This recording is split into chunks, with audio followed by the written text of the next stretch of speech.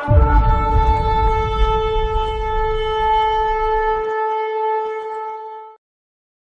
हम लोग कोलोसियों की पुस्तक में पहले अध्याय में पद संख्या 15 से 23 तक। वह तो अनदेखे परमेश्वर का स्वरूप है, वो सारी सृष्टि में पहलौठा है, क्योंकि उन्हीं में सब कुछ रचाया गया, स्वर्गीय स्थानों में तथा पृथ्वी पर, देखी तथा अनदेखी, सिंहासन तथा प्रभुताएं, राजा तथा अधिकारी, सभी कुछ उन्हीं के द्वारा तथा उन्हीं के लिए बनाया गया। वह सारी सृष्टि में प्रथम है और सारी सृष्टि उनमें स्थिर रहती है। वही सिर है कलीसिया का, और जो उनका शरीर है वह आदि है, मरे हुए में से जी उठने में पहलौठा है, कि वह सब में प्रधान है।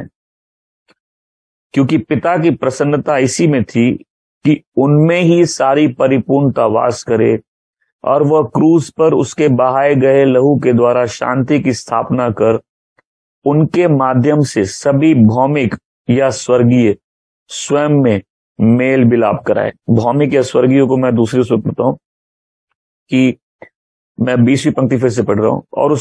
और उसके क्रूस पर बहाए हुए लहू के द्वारा मेल मिलाप करके सब वस्तुओं का उसी के द्वारा अपने साथ मेल मिलाप कर ले, चाहे वह पृथ्वी की हो चाहे स्वर्ग की हो। और उसने अब उसकी शारीरिक देह की में मृत्यु के द्वारा तुम्हारा भी मेल कर लिया, जो पहले निकाले हुए थे और बुरे कामों के कारण मन से बैरी थे, ताकि तुम्हें अपने सम्मुख पवित्र और निष्कलंक और निर्दोष बनाकर उपस्थित करे। यदि, मैं सब बोलेंगे यदि अपने नोट्स पे लिखना तो लिख ले, यदि तुम विश्वास की नींव में दृढ़ बने रहो और सुसमाचार की आशा को जिसने तुमने सुना ना छोड़ो, जिसका प्रचार आकाश के नीचे सारी सृष्टि में किया गया और जिसका मैं पौलुस सेवक बना। आमीन। यदि तुम उस विश्वास से ना हिलो, यदि तुम उस फेथ से हिलो नहीं, यदि तुम्हारा ईमान डगमगाया नहीं, घर बढ़ जाते इस नाम से, देश बढ़ जाते इस नाम से। आज हमने भजन संहिता दूसरे अध्याय में देखा कि दुनिया के राजा इस नाम से बैर करते और इसके विरुद्ध षड्यंत्र रचते। सब ठीक है जीवन में जब तक ये नाम अंगीकार नहीं किया गया है। और ये एक लड़ाई है जो लड़ना व्यर्थ नहीं है। ये एक लड़ाई है जो हमको अपने जीवन में सदा लड़नी है। उस नाम के लिए, उस नाम में स्थिर खड़े रहना है, उस विश्वास से वंचित नहीं होना, उस नाम से भटक नहीं है, उस फेथ से भटकना नहीं है, जिस फेथ में, उस विश्वास में जिसमें हमने अपना नया जीवन पाया है, उस विश्वास से, उस फेथ की सिंप्लिसिटी से भटकना नहीं है। आमीन। बहुत सी लड़ाई आप लड़ रहे हैं इस नाम से जुड़े रहने के कारण। मेरी दुआ है हम में से कोई भी इस नाम से कभी शर्मिंदा ना हो। ये वो नाम है और ये वो व्यक्ति है जिसके आगे एक दिन हर घुटना टिकेगा और हर मुख अंगीकार करेगा कि यीशु ही प्रभु है। हमारी दुआ हम अपने जीवन भर इसका अंगीकार करते रहे, इसके आगे झुकते रहें। ये वो व्यक्ति है जिसको हम इग्नोर नहीं कर सकते। ओके, हम क्या, पूरी पृथ्वी इग्नोर नहीं कर सकती, पूरी सृष्टि इग्नोर नहीं कर सकती। मैं चाहता हूं ये बात हमारे जहन में पहले बड़े गहराई से घुस जाए। उस बगीचे में शैतान ने आदम और हवा को ये प्रॉमिस किया कि यदि तुम ये फल खाओगे तुम परमेश्वर जैसे बन जाओगे। अरे आदमी तो परमेश्वर जैसे बनना चाहता है, गॉस्पल ये नहीं है। गॉस्पल ये है कि परमेश्वर आदमी जैसा बन गया। आमीन। यीशु परमेश्वर का बेटा है, ये बड़ी बात से ज्यादा है। यीशु इंसान का मानव पुत्र है। आमीन। दैट गॉड केम डाउन, परमेश्वर नीचे आया और हमारी तरह वो इंसान बन गया, हमारी तरह वो एक आदमी बन गया। आमीन। सो पूरी दुनिया लगी हुई है, सारे धर्म लगे हुए हैं, लोग अपने आप को बेहतर बनाना चाहते हैं, उस सेल्फ रियलाइजेशन, गॉड रियलाइजेशन करना चाहते हैं। बोलते हैं हमारे अंदर ब्रह्म है, हम ही गॉड है। लेकिन आदमी गॉड बनना चाहता है, इस बात को छोड़ो। गॉड मैन बन गए, पहले इस बात को याद रखना है। हमें ये गॉस्पल है कि परमेश्वर पृथ्वी में इंसान बनकर एक कुंवारी से जन्म लिए। आमीन। ये गॉस्पल है, ये गॉस्पल, ये व्यक्ति, ये मैन जो बॉडी में, जो फिजिकली हमारे बीच में ड्वेल किया, जो पिता के दाहिने अभी बैठा है, ये आदमी सेंटर है यूनिवर्स का, ये मेन अट्रैक्शन है, ये प्री एमिनेंट है, ये सबसे इंपॉर्टेंट व्यक्ति इटर्निटी में है, जन्नत में, और यहाँ यही व्यक्ति सबसे महत्वपूर्ण है, ये सबसे सर्वश्रेष्ठ है। तो आज 5 बातें बताऊंगा, हमने जो वचन पढ़े उस 5 चीजों में जहां यीशु सर्वश्रेष्ठ है, जहां यीशु माध्यम है, जहां यीशु मेडिएटर है, उनके बिना नहीं हो सकती, और इसको समझना है। सबसे पहले वचन 15वीं पंक्ति में, हम 15th वर्ष में आएंगे बाइबल में। वह तो अनदेखे परमेश्वर का स्वरूप है, वो सारी सृष्टि में पहलौठा है, वो गॉड की इमेज है। यदि मैं चेहरा शीशे में देखूं तो मैं दिखूंगा, ये वो शीशा है जिसमें परमेश्वर दिखते हैं। ये उस अनदेखे परमेश्वर का दिखने वाला रूप है। ये कोई बाजार में बिकने वाली जो मोबाइल की और घड़ी की फर्स्ट कॉपी सेकंड कॉपी नहीं है, ये परमेश्वर का पूरा एग्जैक्ट रिप्रेजेंटेशन है। आमीन। ये उस अनदेखे परमेश्वर का देखा हुआ रूप है। जैसे प्रभु यीशु उस व्यक्ति को बोलते कि इस सिक्के में किसका रूप है? कैसर का। तो जो कैसर का है कैसर को दो, तो जो परमेश्वर का है परमेश्वर को दो। ये परमेश्वर का देखा हुआ रूप कौन है?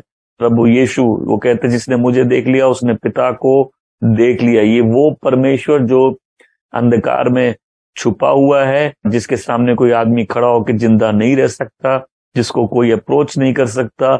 ये उस अनदेखे परमेश्वर का देखा हुआ रूप है। परमेश्वर वो राजा है जो अनदेखा है, यीशु वो राजा है जिसको हम देख सकते हैं। आमेन। वचन कहता है कि परमेश्वर को ये भाया कि सारी भरपूरी उसमें हो।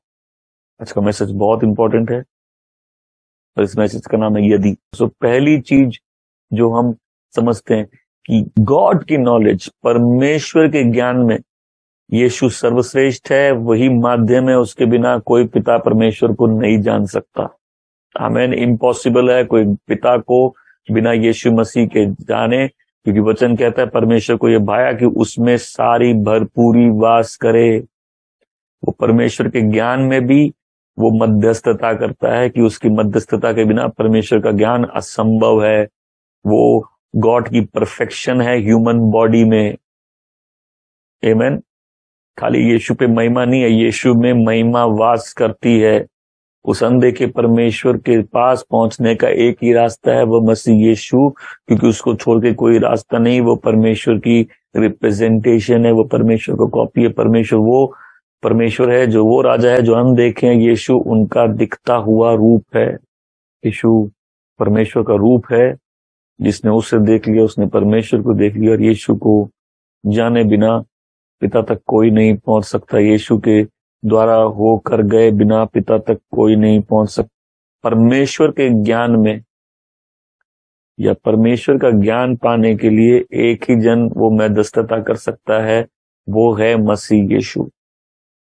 आमीन। ये इसमें उसकी ये सुप्रीमेसी है, ये सर्वश्रेष्ठ है उस चीज में, और उस चीज में कहीं कोई और रास्ता पिता के पास जाने का नहीं है। हालेलुया। मैं फिर बोल रहा हूं, गॉस्पेल क्या है? गॉस्पेल ये है कि परमेश्वर इंसान बना। इतनी जगह सब बोलते हैं कि सब कुछ एक है, सारे रास्ते एक है, लेकिन यीशु कहते हैं मार्ग सत्य जीवन मैं ही हूं, मुझसे होकर के बिना पिता तक कोई नहीं पहुंच सकता। और जब आप इस विश्वास को समझते हैं, इस विश्वास जैसा कोई विश्वास है ही नहीं। सारे विश्वासों में है कि हम क्या कर सकते हैं परमेश्वर तक पहुंचने के लिए। ये विश्वास है परमेश्वर ने क्या किया हम तक पहुंचने के लिए, हमको बचाने के लिए।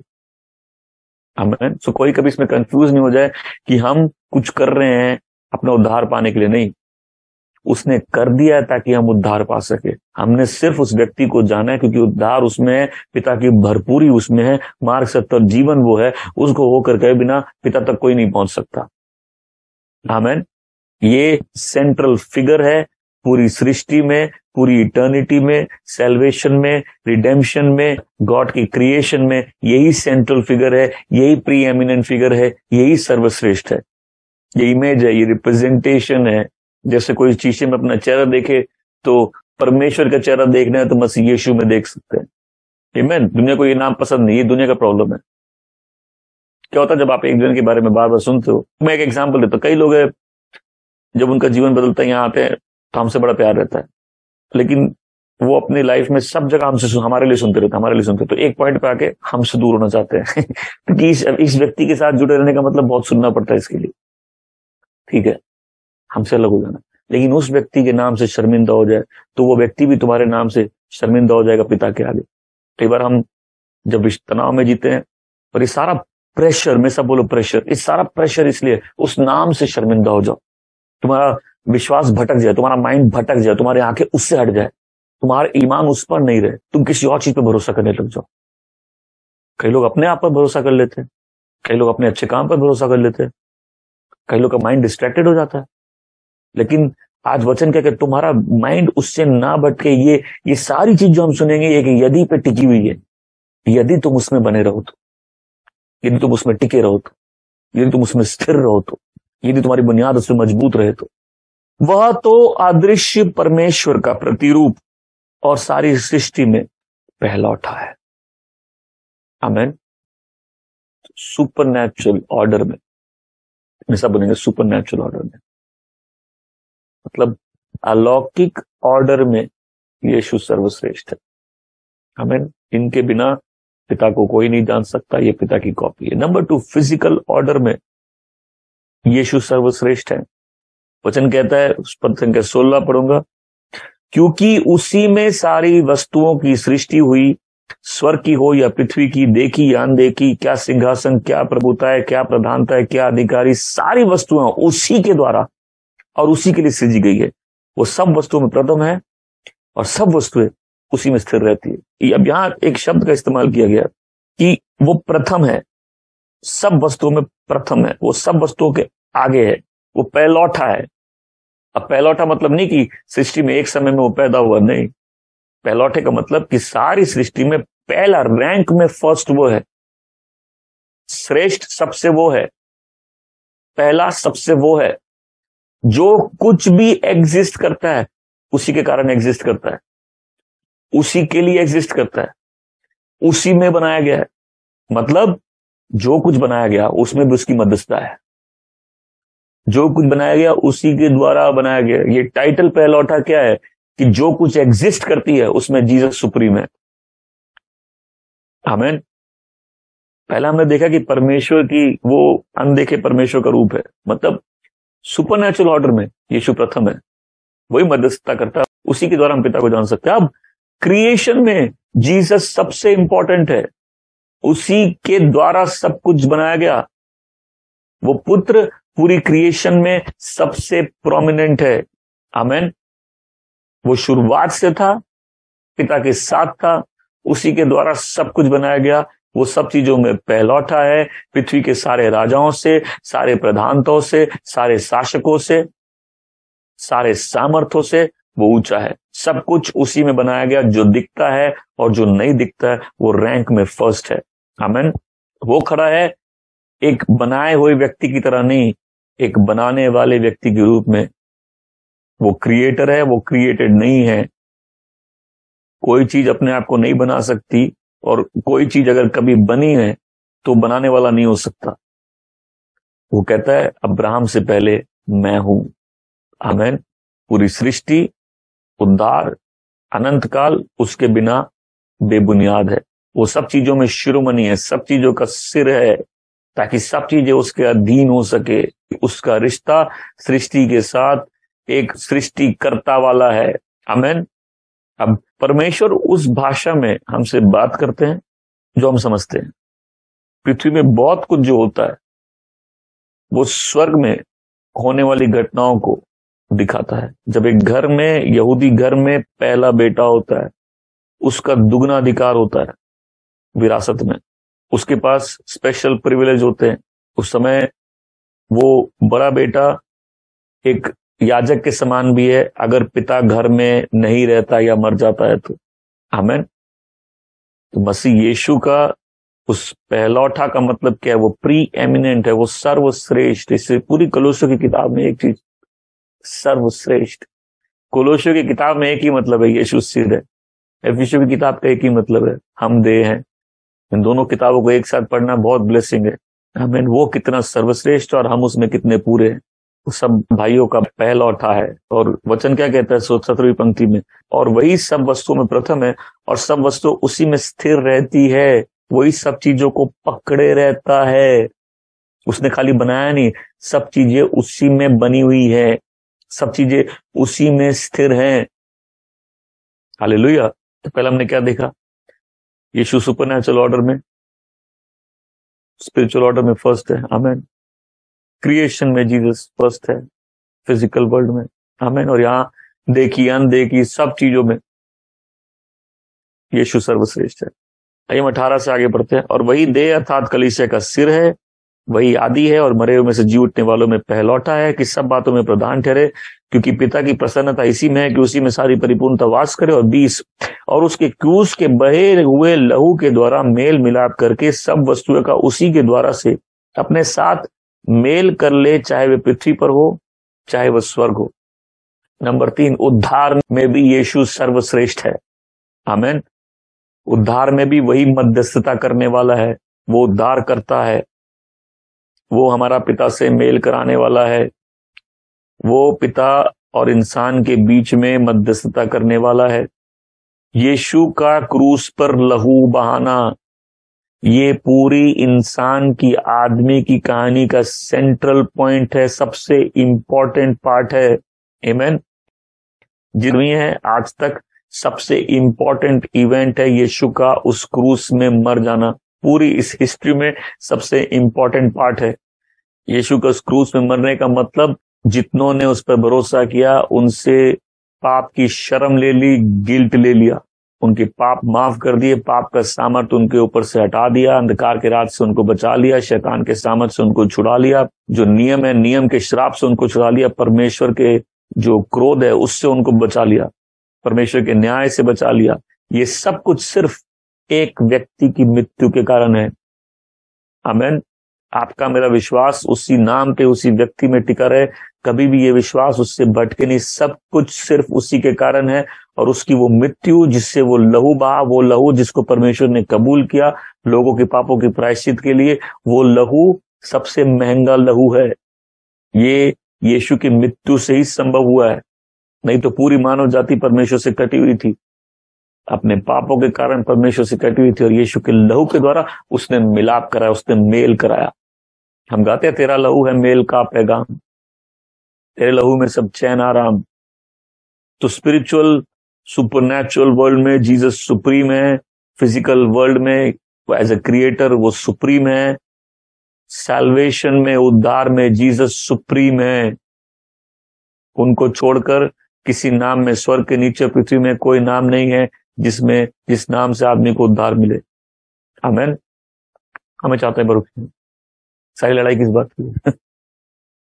सारी लड़ाई आप पूछिए, आज के दिन आपके जीवन में सारी लड़ाई किस नाम की है? एक मिनट इधर देखिए, इधर देखिए, सारी लड़ाई किस नाम की है? तो आपकी बहुत सी समस्या भी खत्म हो सकती है, उस नाम को छोड़ दो।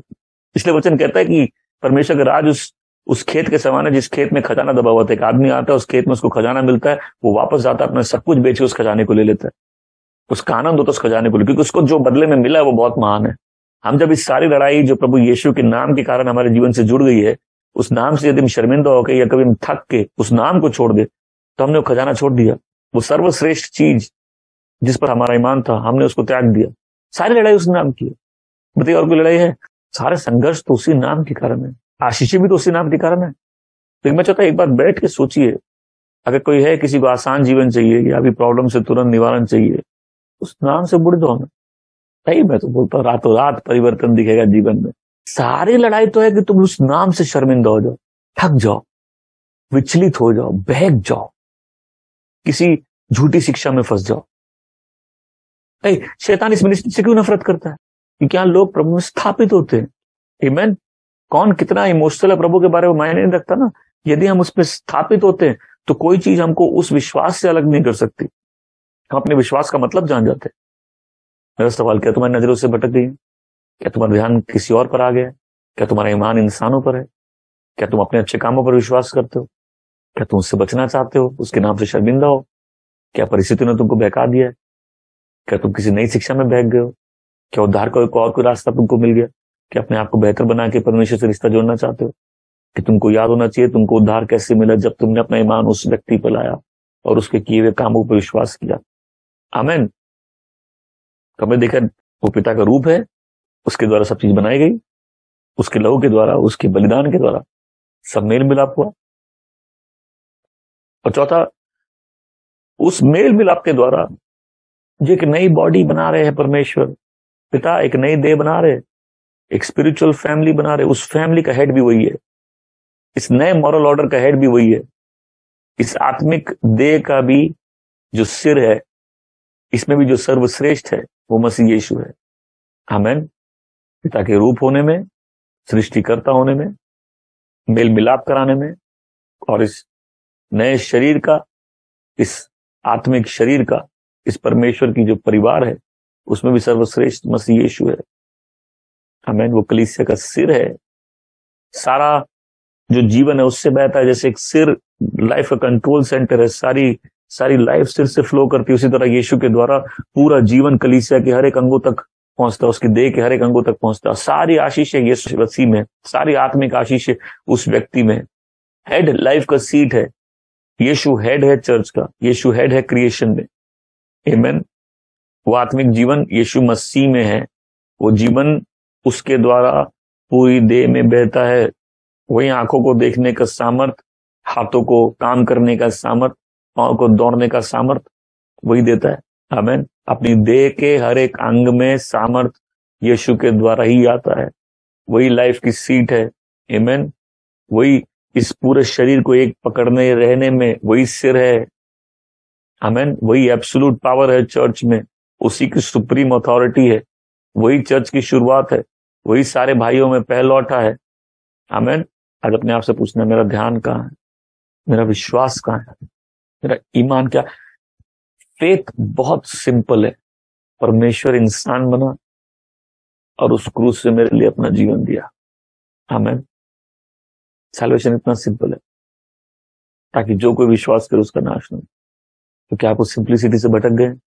क्या आपका ईमान कहीं और आ गया? क्या आपने परिस्थिति में उसका हाथ छोड़ दिया? क्या आप डिस्ट्रैक्टेड हो गए? तो पांचवी चीज, जो आने वाला समय है उसमें भी हेड क्राइस्ट है। वो है जो था, जो है और जो आने वाला है, वो अल्फा और ओमेगा है। वो देखो मैं मर गया था, मैं उठ गया हूं। वो मरे हुए में से पहलौठा है। वो मरा और वो उठ गया ताकि वो सब चीजों में सर्वश्रेष्ठ बन सके। आमीन। वो अनंत जीवन की मध्यस्थता करने वाला है। अनंत जीवन उसके बिना असंभव है।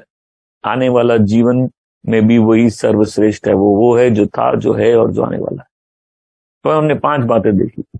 पिता को जानने में वो मध्यस्थता है उसकी, सृष्टि में वो सर्वप्रथम है, सर्वश्रेष्ठ है, उद्धार में वो सर्वश्रेष्ठ है, कलीसिया में वो सर्वश्रेष्ठ है, अनंत जीवन में वो सर्वश्रेष्ठ है। आमीन। वो सुप्रीम है, वो सेंटर है, वो हेड है, वो क्रिएटर है, वो रिकंसाइलर है। आमीन। वो मरा था, मर के उठा है, और मर के उठने वालों में भी वो पहलौठा है ताकि बहुत सारे भाई उसी के रूप में बन सके। आमीन। वचन कहता, तुम पहले अपने पापों में मरे हुए थे, तुम परमेश्वर से कटे हुए थे, तुम अपने मन में परमेश्वर के दुश्मन थे, तुम्हारे काम बुरे थे, उसने तुमको बचा लिया है। उसने परमेश्वर से मेल मिलाप करा दिया अपने मृत्यु के द्वारा, और अपनी देह का तुम्हें हिस्सा बना दिया। हालेलुया। तो वचन क्या लिखता है? तुमको क्या करने, तू प्रेजेंट यू, ताकि तुमको प्रस्तुत कर सके। ये सब कुछ हुआ। अब सुनो, ये सब कुछ किस लिए हुआ? ताकि हमको बचा सके, हमको अपने प्रेम में शामिल कर सके, अपनी महिमा हमसे बांट सके। ये पूरा ऑब्जेक्टिव है, ताकि हमको प्रस्तुत कर सके। कैसे? पवित्र, बिना किसी ब्लेम के, बिना किसी आरोप के। और सारी बात आके टिक जाती है एक चीज पे, अगर, यदि।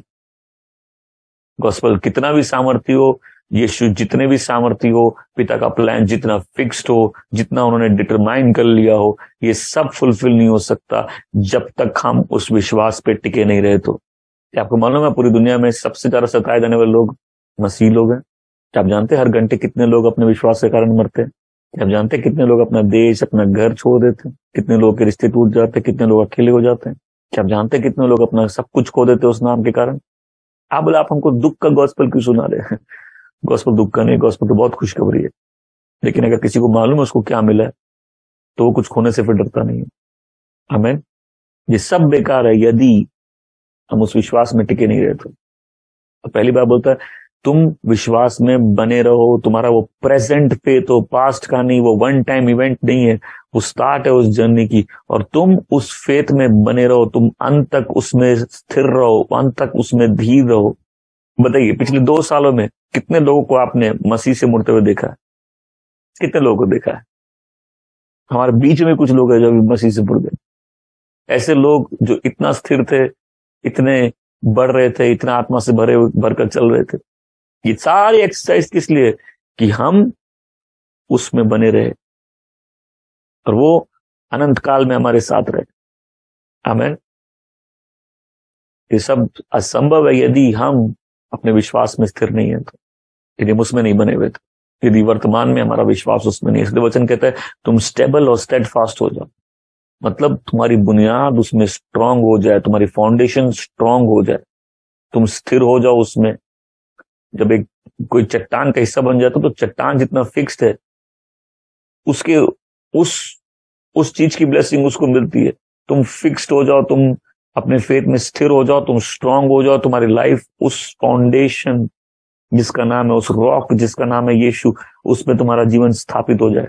और तीसरी बात कि तुम उस गॉस्पेल के फेथ से भटको नहीं, उस होप से, उस आशा से भटको नहीं। देखो मैं बोलता हूं तुम्हारा पैसा, धन, सोना चांदी, रिश्ते कोई भी तुमसे चुरा ले, तुमसे जो मसीह चुरा लिया उसने तुम्हारा सब ले लिया। मैं बोलता हूं कितनी चीज आज दाव पे लगी है, सिर्फ एक चीज, उस चीज के आगे सारी चीजें ठंडी है। आमीन। कोई सुन रहा है मेरी बात को? लोग अपनी जान भी दे देते हैं लेकिन उसके नाम से नहीं बोलते। कितने लोगों को बांध के परिवार को तंग किया गया ताकि मसीह के नाम को त्यागो, नहीं त्यागे। और मैं हमेशा एक कहानी में पढ़ता, उसमें एक माँ होती है, उसके 5 बच्चे होते हैं, यहूदी औरत, और वो राजा 5 बच्चों को उसके सामने मारता है और वो वहां खड़े होकर चिल्लाती रहती है बेटा नकारना नहीं। प्रभु यीशु मसीह यहूदी थे, राइट, है ना? और ये लोग परमेश्वर के लोग थे, राइट। यहूदी लोग को बहुत सताया गया। वो माँ खड़ी है और पहले बेटे की उंगलियां काटी गई, किसी को गर्म तेल में डाल दिया गया। 5 बच्चे उसके सामने मरे और 5 को वो उत्साहित करती रही, बेटा स्थिर बने रहे। हम लोग को तो गर्मी ज्यादा लगती तो हम बोलते सताव है, लाइट चली गई तो सताव है। आपका कुछ भी छिन जाए, मसीह नहीं छिनना चाहिए। आमीन। हो सकता है आप अकेले हैं, परिस्थितियों से घिरे हुए हैं, बहुत परेशान हैं, तंग आ गए, आपको लगता है कब खत्म होगा, खत्म हो या नहीं हो, मृत्यु तो सब खत्म कर देगी। ये असली लड़ाई है। मैं सब बोलेंगे ये असली लड़ाई है। अच्छा, इतने लोग अपने माइंड में इस बात को समझा देंगे ये असली लड़ाई है। एक्चुअली सब कुछ जो चल रहा है ये असली लड़ाई है। ओके, मेरा शत्रु जो मेरे से लड़ रहा है, वो इनविजिबल एनिमी जो मेरे से लड़ रहा है, उसकी असली लड़ाई क्या है? ये हम भटक जाए, हम कॉम्प्रोमाइज कर ले, हम शर्मिंदा हो जाए, हमारा फेथ किसी और चीज में आ जाए। और उसने बोल रहा सब चीज इसी चीज पे टिकी है कि तुम हिलो नहीं। लाइफ में क्राइसिस ही दिखाती हमारा असली विश्वास का है। आमीन। तकलीफें ही दिखाती कि हमने हमारा ईमान किस पे, हमने किस पर भरोसा किया है। आज ये बात अपने जहन में डाल लेनी है। और इवन झूठी शिक्षाएं, कोई भी ऐसी शिक्षा जो हमको मसीह से भटका है उसको नकारना। कोई भी ऐसा व्यक्ति जो मसीह से हमको हटाए वही दुश्मन है। कोई भी ऐसा रिश्ता हो, कोई दौलत हो, कोई काम हो, कोई कुछ भी हो, मसीह के ज्ञान के आगे वो सब कूड़ा है, कचरा है। इसलिए प्रभु कहते हैं जो अपना जीवन बचाना चाहता है उसको खो देगा और जो खोएगा वो पा लेगा। सारी लड़ाई किस चीज की है?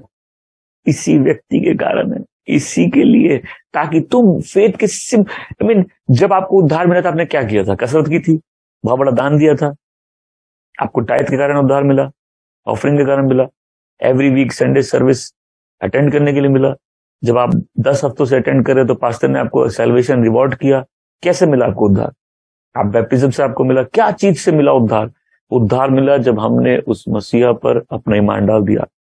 आमेन, दैट्स इट। और पॉल बोलता है उस ट्रुथ से मत भटकना। वो ट्रुथ आज भी सबसे इंपॉर्टेंट है, वो ट्रुथ आज भी सबसे पावरफुल है, तुम्हारी लाइफ में सबसे इंपॉर्टेंट इवेंट है। उसी चीज को संभाले रखना, उसी विश्वास में तुम बने रहना। आमीन। आपने कुछ नहीं किया पाने के लिए, आपने सिर्फ ईमान लाया, आपने सिर्फ बिलीव किया, राइट। वो फेथ हटना नहीं चाहिए, वो विश्वास ईमान मसीह से हटना नहीं चाहिए। जिस चीज को आपने पाने के लिए कुछ किया नहीं है, उसको कुछ करके आप लूज नहीं कर सकते। एक तरीका लूज उससे मुकरने का, तुमको फाउंडेशन से कोई नहीं हटा दे। और कितने लोगों की प्रॉब्लम है, कितने लोग गहरे ज्ञान के चक्कर में ऐसी बातें सीख लेते जो मसीह के ज्ञान में आधारित नहीं है। कोई भी ऐसा गहरा ज्ञान जिसमें मसीह का सत्य नहीं है, वो हमको भटका सकता है।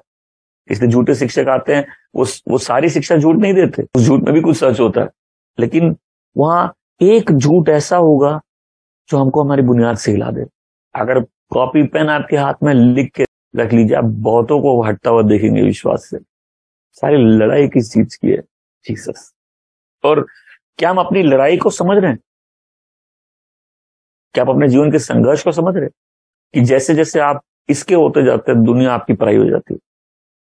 तो जो दुनिया बचाना चाहेगा वो मसीह खो देगा, जो पैसे बचाना चाहेगा मसीह खो देगा, जो रिश्ते बचाना चाहेगा मसीह खो देगा, जो अपनी जान बचाना चाहेगा वो भी मसीह खो देगा। आज मन बनाना है कि प्रभु मेरी मदद करिए इस सिंपल गॉस्पल से। मैं सब बोले सिंपल गॉस्पल, गॉस्पल इतना कॉम्प्लिकेटेड नहीं है, एकदम सिंपल गॉस्पल है कि परमेश्वर ने संसार से इतना प्रेम किया कि अपने इकलौते पुत्र को बलिदान दिया ताकि जो कोई विश्वास करे उसका नाश ना हो परंतु अनंत जीवन प्राप्त हो। परमेश्वर ने अपने बेटे को इसलिए नहीं भेजा कि संसार पे दोष लगाए, संसार ऑलरेडी दोषी है क्योंकि उसने उसके बेटे को नहीं जाना। हम 3:16 पढ़ते, 3:17 ज्यादा इंपॉर्टेंट वर्ड्स है कि संसार ऑलरेडी दोषी है। तो यीशु मसीह नकारने नहीं, यीशु मसीह बचाने के लिए आया। आमीन। और ये जितना सब कुछ हुआ सृष्टि से लेकर उस क्रूस तक, वो सब कुछ किस लिए हुआ? ताकि परमेश्वर लोगों को बचाकर उनके साथ हमेशा, उनके बीच हमेशा वास कर सके। आमीन। इस सब में इंपॉर्टेंट चीज है, एक बार अपने जीवन को देखना है कि गॉड के लिए, परमेश्वर के लिए कितना इंपॉर्टेंट है। और ये सब चीज एक यदि पर टिकी हुई है, यदि तुम इस विश्वास पर स्थिर बने रहो तो, यदि तुम उस आशा से नहीं भटको तो।